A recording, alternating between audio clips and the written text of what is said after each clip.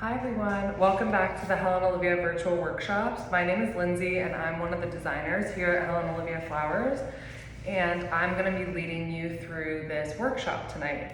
So our class is called Summer Yum, and that is because we've got really delicious summer ingredients, lots of fun colors and contrasting textural elements that are going to be really nice in this floral arrangement we're making today.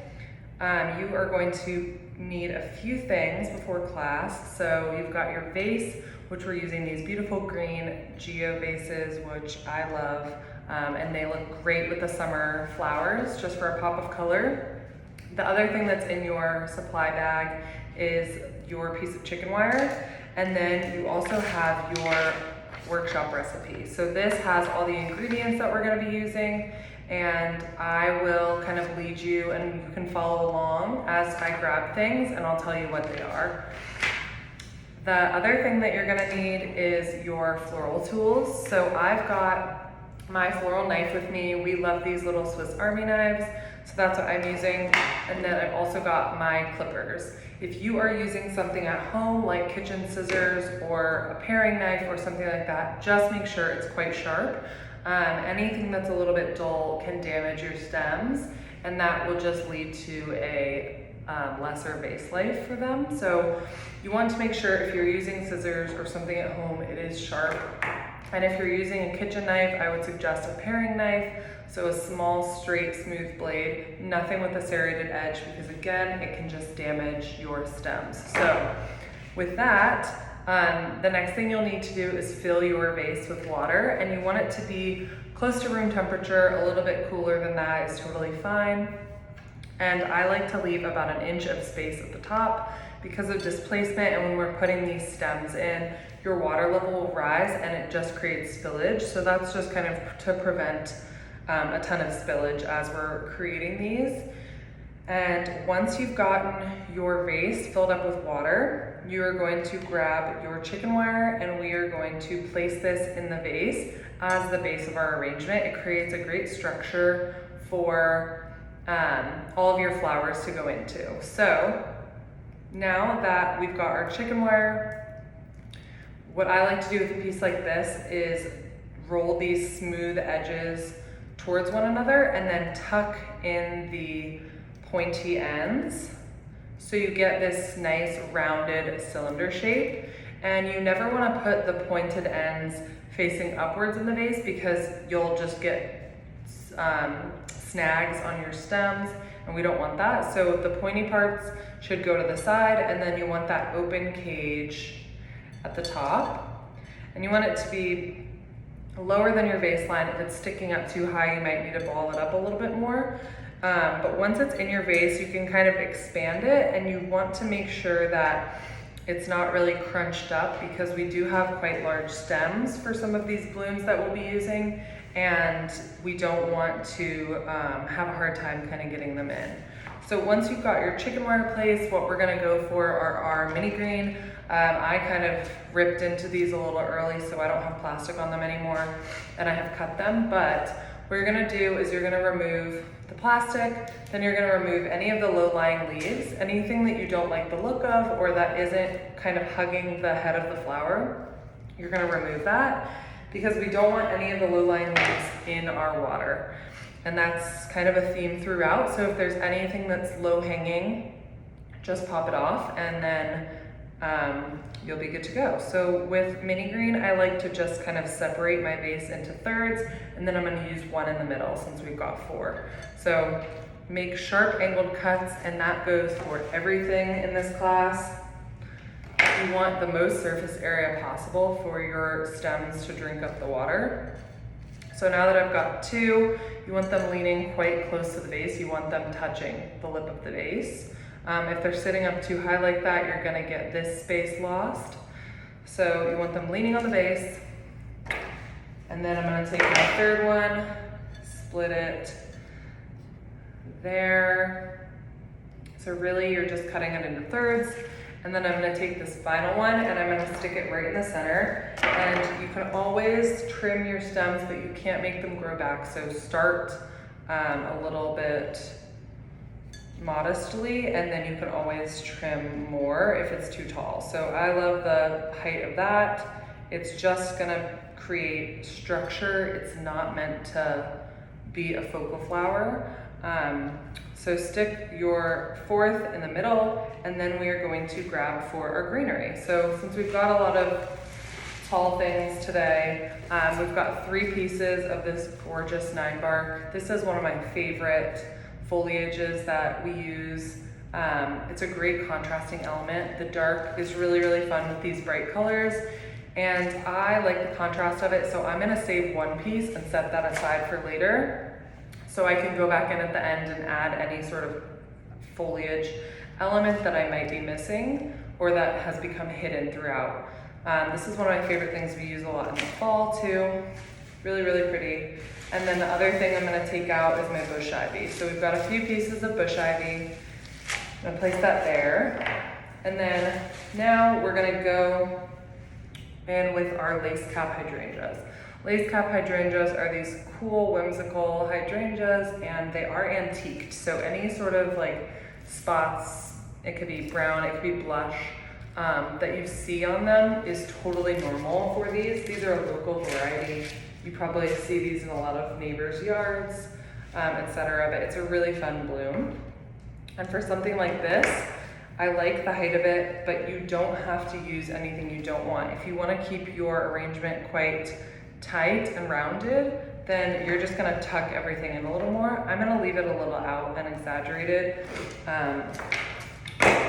for you guys to see, but anything that you don't want, you can pull off. So don't be afraid to adjust them to your liking. And what I'm gonna do with these is I'm gonna split them in between my mini green. So I've got 1 here. Since I've got 1 low here, I'm gonna go 1 a little in the middle over here, and then I'm gonna do 1 high over here. So since we've got 3, this is really just gonna create that overall shape that you'll see. And when we're using a 6-inch vase, you wanna be measuring your stems with the vase. That's kind of a good trick to make sure your stems are long enough, because you always want them as close to the bottom as possible. So I'm gonna go with 1 here that's kind of in the middle, height-wise, resting on this hydrangea. And then we've got our 3rd, removing those leaves, and placing high, like that, if it will stay. There we go. So I've got 2 on this side, 1 on this side. And then we're gonna fill in these gaps with our greenery. So we're gonna grab our bush ivy, anything that's low that might fall into the vase you don't wanna have on there, so you can just cut it off. And then your bush ivy, you're just gonna scatter around. Anything that's too short, if you have a stem that you're able to split, you can definitely do that. These are not quite long enough to split up. So I'm gonna put that one there. So I've got some here, some a little lower over here, and then I've got my other piece, which I'm going to situate between these 2 mini green. So that is kind of our general shape for the arrangement. So now that we've got that placed, oh wait, I actually have 1 little other piece in here, so I'm gonna stick that in. And that, like so. And now I'm gonna go in with this 9 bark, and this 9 bark is definitely long enough to split, so I'm gonna split that right in half. And if yours is not long enough to split, don't do it. There's definitely flexibility with these longer pieces. So I'm gonna tuck this in between, and really what you wanna do is just get that dark foliage kind of mixed throughout, so there's contrast everywhere in your arrangement. Same with this other piece. I'm gonna split because it's quite long. And I'm gonna stick 1 a little high, And then I've got this shorter piece, and since it's shorter, I'm going to keep it low over here as close to the vase as possible.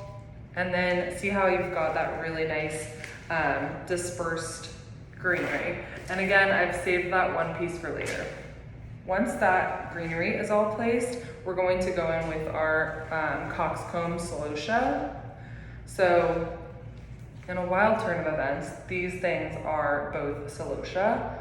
They look nothing alike, but this is your coxcomb variety, which is this kind of brainy, cool texture. We love this for summer. It comes in really fun colors. And then this is our plume celosia. And the plume celosia is like a little floaty element, and it's that peachy one, and it's very similar, not to be confused with our amaranth, which is one of my personal favorite blooms. And since these are so hefty, some of these stems, yours may not be quite this big, they could be bigger. They really, really vary in size of the stem. So I wanna put it in now so we're not cutting it with the chicken wire accidentally later. So this is a good thing to use clippers on, and we're gonna use this as kind of a base to make the size of the arrangement bigger. So I'm gonna place my first one, and bear with it as you're putting it in because it's gonna try to fight you or fight the chicken wire. If it's not working in a certain area, just relocate it. I don't love that there. It's a little too long, so trimming, and then putting that back in there. So I've got one here, and since there's three, we're gonna just disperse them since we want this arrangement to be really well-rounded and we've got elements and different colors pocketed everywhere. If there's a damaged part, this isn't damaged, it's just loose, so I'm showing you, but you can pull it off, cut it off. I'm gonna leave it there, hopefully it hangs on for dear life. And I'm gonna cut this and then slide this into the vase on the opposite side of that first one that I placed. And just be patient, and again, just move it if it's not working. For this one, I'm gonna keep it a little longer and float it a little higher, just so there's a element of that celosia coxcomb up a little higher. So I've got one here, and then I've got one in the back. It's all gonna look just as beautiful. So once we've got that in, I'm gonna go and grab our explosion grass. This stuff is so fun. Oh yeah, it is listed on there. Whoops, this one's a little damaged, so I'm not gonna be able to use that. But anyway, this is just a fun, cool, floaty element. And I wanna put this in now because as you saw with that damaged stem, these are quite fragile. So shoving this in later on, it's gonna get bent and the stems are gonna get damaged. So I wanna place this now so the stem's integrity is still kept. And it just gives this cool, really sparkly almost texture. So since I've got a lazy Susan, I can spin this around, but make sure you're spinning your arrangement so you can see it from all sides, and then you can kind of distinguish if you want to move something, where you're missing, or where you've got a pretty gap. So I've got a gap right there, so I've got my one piece of explosion grass there. And I want one higher on this side. I always kind of want to balance some low, some high. And I don't love that actually. I'm gonna put it higher over here. And then I've got a little piece here, and I'm gonna put it over here. So I've got one piece here, one piece here, and one piece here. Like that. It already looks pretty fun and summery. The next thing that we're going to use is our plume celosia. So our plume celosia is this pretty peach stuff, like I said before. I'm gonna dig mine out of my bucket, and this we're gonna place as well, just in case those stems are gonna have trouble later. So I'm right away gonna pop some here, up high over here. And again, keep those stems long, and then once you place them, you can always take it out, cut more, and put it back in. So there we go, I've got my third placed here next to the coxcomb. The next thing we're gonna do is go ahead and condition our roses. So we've got some really beautiful roses today. We have our hot spots, which are one of my personal favorites. They just open really beautifully. And then we've got our free spirits.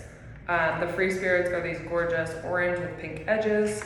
And for all of our roses, we're gonna go ahead and clean all the stems at once.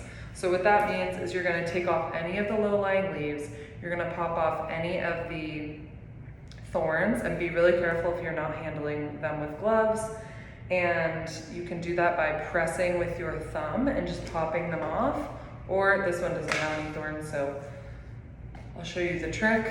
Is you're gonna go like this, and then with your knife, you can just cut off the thorns just like that, and it's a safe way to do it rather than doing it kind of towards your body if you're inexperienced. So we're gonna do that with all of these gorgeous roses, and then removing any of the guard petals. So any of the guard petals are just petals that have been damaged. Removing them does not change the integrity of the rose itself, so it's totally fine to take them off. It does not harm the rose. And so we're just gonna plow through all these. Pop those thorns off or cut them off, whatever you prefer. And if you like the ruffly look and you wanna leave some of the guard petals on, you're totally okay to do that. It's just personal preference. And the more you remove on a free spirit, the more orange it becomes. So if you really like that pink element, then leave more of the guard petals on. And if you want it to look more pristine, more just orange, then take more of them off. But I think they're really just beautiful as is. And what you're really looking for is the damage that you're gonna remove. You don't need to remove anything unless you want to. So for example, this one's just got 2 damaged petals, so that's all I'm gonna pop off.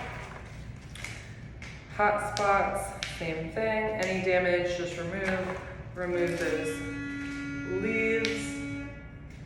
And someone is honking outside.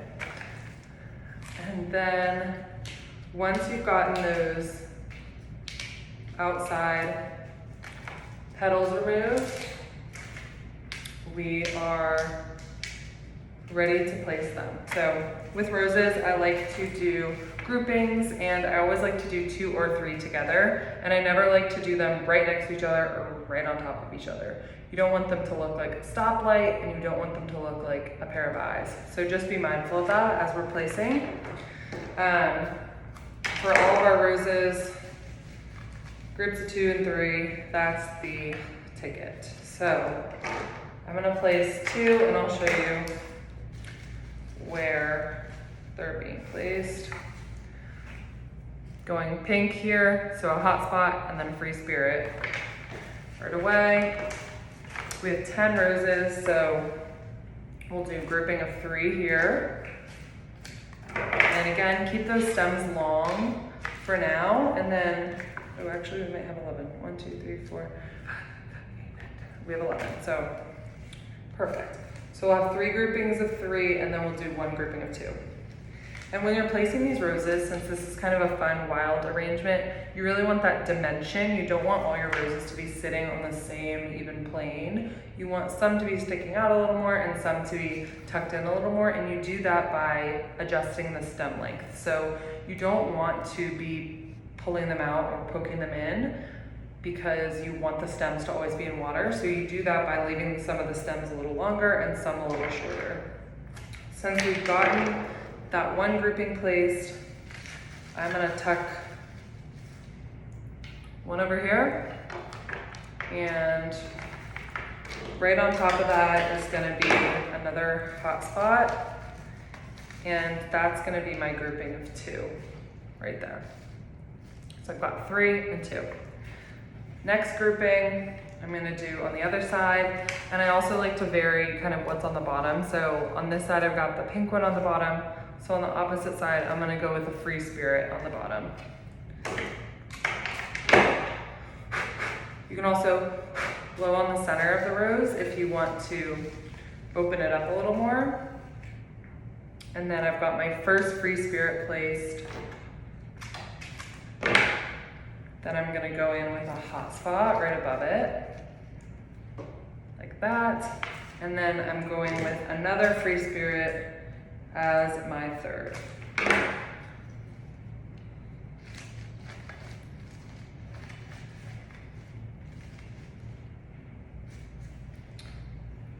Perfect. And then the other thing I'm going to do is my grouping right there. So since I've got 2 free spirits here, I want to break it up and put pink here, hot spots, and then gonna go a little bit central with that one. I want that rose to be a little bit lower in, so I'm gonna keep that stem a little bit shorter than that one, like that. And then we've got our final rose, which is our last free spirit. And once that's in, you've got your roses in place. And I just need to adjust stem on one of them. Just look and adjust anything that you don't like. It's we're constantly moving and changing things. So we want it to be perfect.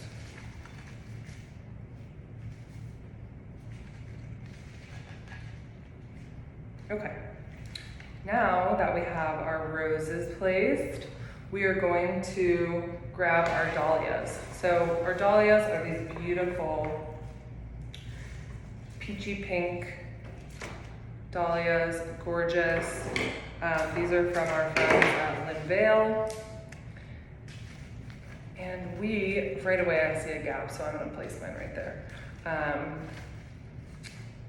And dahlias are a little finicky in that they want to face the direction they're already facing. You can't manipulate it. If you try to manipulate the head, it will just pop off. So be mindful of that and just pick an angle that you're putting it in that you think it will sit nicely as is. With something like this, you can remove these little buds if you think they're just gonna get in the way. And I've got one up here, so I'm gonna put one over here. Like that, and I'm gonna let them stick out a little bit.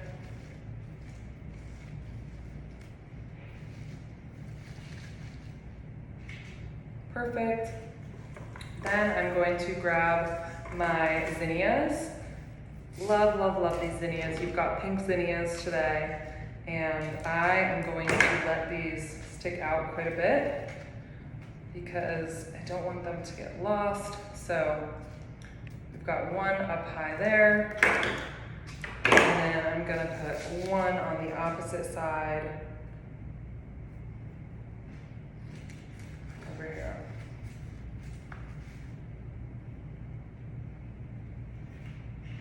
Near this coxcomb. Once we've got that placed, I just have one lisianthus, so we're gonna go in with one lisianthus. I'm gonna keep this quite long.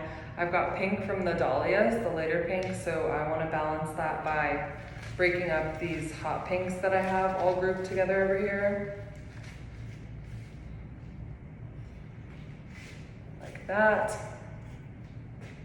Once that's placed, we can go in with our butterfly weed. The butterfly weed is Asclepias, is on here under the amaranth. This is what that is, and it's also known as butterfly weed, which is just this fun, cool little textural element. Remove any of those little lying leaves, and then we're gonna pop that in here throughout. So we've got one piece that I want on this side, and I really want that to kind of float out and bring that bright contrast. And then I've got another piece that I want here. So I've got one here, one up high here, and then I have this kind of gap in the center on the side that's facing me right now. So I'm gonna place one so it falls right above there, like that. And those are so fun and just give like a really cool bouncy texture. The next thing we're gonna do is put our Astilbe in. Our Astilbe is this gorgeous red. Love, love, love this flower. It comes in blush, white, etc. Really pretty sturdy stems for how narrow they are, how skinny. So this, we're gonna now accent in between our other elements. And this is kind of a fun way to create that drama, so you can really stick some out to the side. I'm keeping those stems quite long. And I'm gonna really thread the chicken wire with these. So it's a little too long.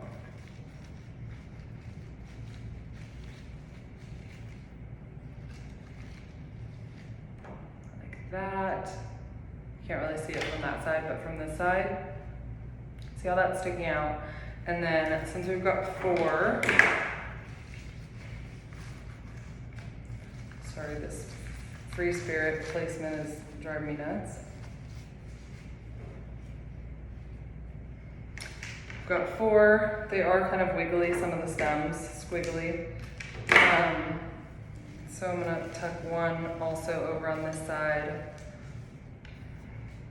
So I've got one there, one that's kind of breaking up this pink, and then I've got one that is going to go over here near my lace caps, because this is just kind of a light area, so I want to bring that contrasting element in, like that. And now that that's all placed, we can go in with the amaranth. So the amaranth will be our final little textural element. And then once that's placed, we are going to put in our 9 bark that we saved for the end. And that will be that. So once you've gotten, and I love the color of these leaves, so I'm gonna leave some of them on. You don't have to leave all of them, but look how pretty that looks. So I'm putting one up high over here. And then they are similar in style to the Astilbe and the plume celosia that we used earlier. So if you don't want them too close together, just be mindful of that. But they really are a beautiful and unique kind of burnt orange color. So I'm doing one that's low over here. And then since I've got one here, one there, I'm gonna go with one over here on that area, and that will be my final bloom. And I know there's a lot of product in here, so just be patient with yourself if you're putting stuff in the vase and trying to make it fit. You know, just move things around if you're not happy with placement. And again, this right now is the perfect opportunity for me to kind of look and adjust anything that I don't love. So I'm not loving where that's facing. So just, you know, take a good look Make sure you like how everything has turned out, which way it's facing. Make sure all of your stems are in the vase and you haven't missed some element. And that is pretty much the final piece. And so since the 9 bark, you can't really see it as much, which is why I kept this piece for later, because I love that dark element. So I'm gonna split it in half and I'm gonna have 2 pieces. So right away, I see a spot over here that I want, a little bit of 9 bark, and then over here, I've got another area that I could use some contrast. There. So that is the final product of our Summer Yum workshop. So many good, delicious things that we've got in here. The Zianthus, we've got our zinnias, dahlias, celosia, in 2 different varieties, our local hydrangea, all kinds of things. Be sure that you're watering your arrangement daily. You can reach in under the blooms and check the water level, and then you can either open it a little bit on the top and let the faucet run right in, or just add a little to the side. Just be mindful of the water level, especially since it's been so hot out, so don't keep it too close to an open door or a window or something like that, and it should last. Just water it and you are good to go. So I hope you enjoyed this workshop. It's always a pleasure teaching for you, and I hope you all enjoy your arrangements. Thanks again for joining us, and we'll see you next time.